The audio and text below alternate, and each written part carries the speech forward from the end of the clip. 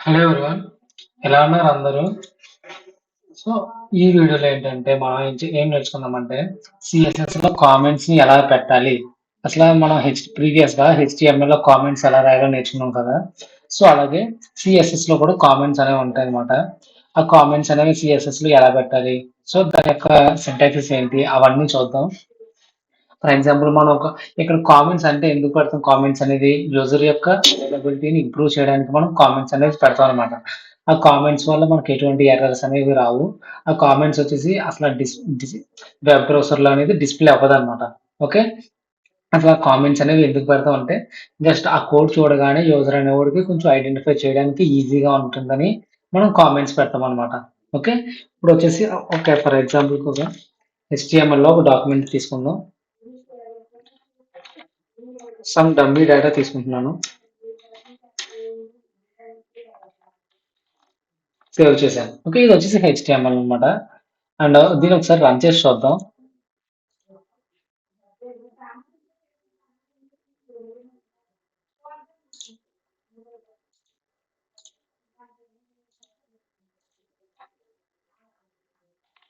Okay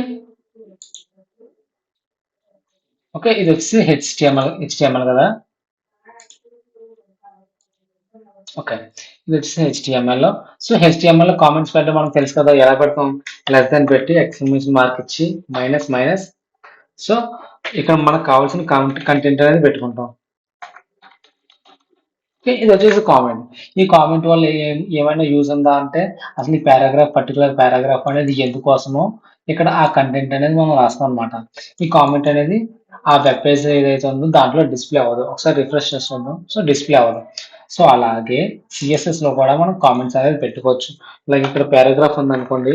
so నేను దానికి colour వచ్చేసి రెడ్ పెట్టాను, సేవ్ చేశాను. ఓకే, ఇక్కడ రెడ్ కలర్ వచ్చింది కదా. సో నేను దీనికి ఏం పెడతాం అనుకుంటే దీనికి కామెంట్ పెడదాం అనుకుంటున్నాను. సో సిఎస్ఎస్ లో కామెంట్ ఎలా పెడతామంటే ఫార్వర్డ్ / స్టార్. ఓకే, మనకు కావాల్సిన మ్యాటర్ ఏంటి? లైక్ సెట్ కలర్ రెడ్ అని పెట్టాను. ఓకే, నేను దానికి రెడ్ సెట్ చేసిన అనేసి ఒక చిన్న టెక్స్ట్, ఒక డమ్మీ టెక్స్ట్ అనేది రాసింది అనమాట. రాసి మళ్ళీ స్టార్ ఫార్వర్డ్. ఓకే, ఇది వచ్చేసి కామెంట్ అనమాట సిఎస్ఎస్ లో. ఒకసారి మనం దీన్ని రన్ చేసి చూద్దాం అసలు ఎటువంటి చేంజెస్ ఏమైనా జరగలేదో. చూసారు కదా, అసలు ఎటువంటి చేంజెస్ అనేవి ఉండవు అనమాట. ఇక్కడ మ్యాటర్ ఏంటంటే కామెంట్స్ అనేవి యూజర్ రీడబిలిటీ కోసం మాత్రమే. సో అది అనేది దానివల్ల ఎటువంటి ఎర్రర్స్ అనేవి అయితే ఉండవు అనమాట.